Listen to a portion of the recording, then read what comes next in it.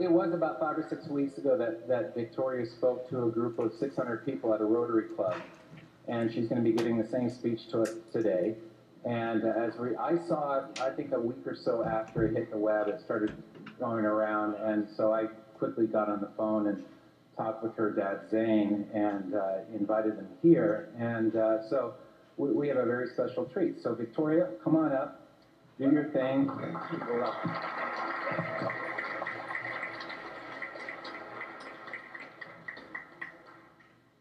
Have you ever wondered why Canada is in debt?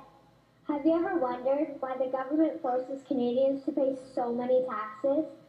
Have you ever wondered why the bankers from the largest private banks are becoming wealthier and the rest of us are not? Have you ever wondered why the gross national debt is over $800 billion? Or why we are spending $160 million a day on the interest of the national debt? That's $60 billion a year. Have you ever wondered who receives the $60 billion? What I have discovered is the banks and the government have colluded to financially enslave the people of Canada. I will share with you 3 important points of reference, which will hopefully spark enough interest and concern for you to continue the research on your own and to engage your government to stop this criminal act against the people of Canada. First, we will briefly examine the Bank of Canada. Second, we will see how our banking system works today. And lastly, I will offer a viable solution that we can petition our government to implement. A very little known figure in Canadian history is Gerald Grattan McGeer. He was a lawyer, member of Parliament, and mayor of Vancouver. His contribution to Canada is probably the greatest in our history. He championed the creation of the National Bank of Canada, whose sole purpose is to create and manage Canada's money. It was formed on July 3, 1934, and owned by all Canadians. Until the 1970s, because of the Bank of Canada, Canada's national debt was held at a constant, manageable level, until the government decided to implement what we now have as our modern-day banking system that is robbing the Canadian people. So how are they robbing us? Allow me to explain how our private banks and government work today. First, the Canadian government borrows money from the private banks. They then lend the debt-based money to Canada with compounded interest. The government then continues to increase taxation of Canadians year after year in order to pay back the interest on the exponentially growing national debt. What results is inflation, less real money for Canadians to spend into our economy, and the real money being used to pad the pockets of the banks.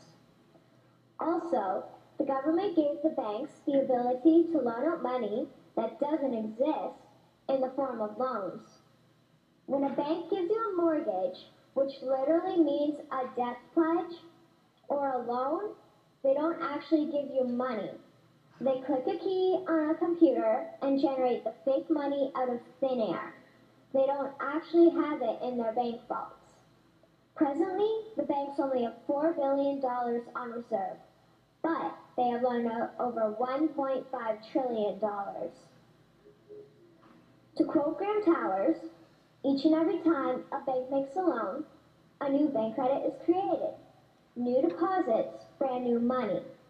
Broadly speaking, all new money comes out of a bank in the form of loans. As loans are debt, then under the present system, all money is debt.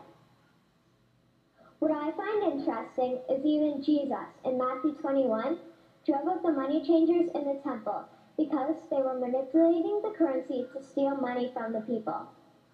The private banks are just like the money changers in Matthew 21. They are defrauding and robbing the people of Canada, thus their freedom, and they need to be stopped. How should the banking system work? In an infamous interview, Mr. McGeer asked Mr. Towers, "Can you tell me why a government with power to create money should give that power away to a private monopoly and then borrow that which Parliament can create itself back at interest to the point of national bankruptcy?" Mr. Towers replied, "If Parliament wants to change the form of operating the banking system, then certainly that is within the powers of Parliament. In other words, if the Canadian government needs money, they can borrow it directly from the Bank of Canada. The people would then pay fair taxes to repay the Bank of Canada. This tax money would in turn get injected back into our economic infrastructure and the debt would be wiped out. Canadians would again prosper with real money as the foundation of our economic structure and not debt money. Regarding the debt money owed to the private banks, such as the Royal Bank, we would simply have the Bank of Canada print the money owing, hand it over to the private banks, and then clear the debt with the Bank of Canada. And yes, we have the power and lawful right to do so. In conclusion, it has become painfully obvious, even for me, a 12-year-old Canadian, that we are being defrauded and robbed by the banking system and a complicit government. What will we do to stop this crime? What will we do to ensure that the next generation will live free and clear of the debt-based economy that enslaves them to the banks? Margaret Mead said the following, and I hope that all of you remember this. Never doubt that a small group of people can change the world. Indeed, it is the only thing that ever has. Thank you.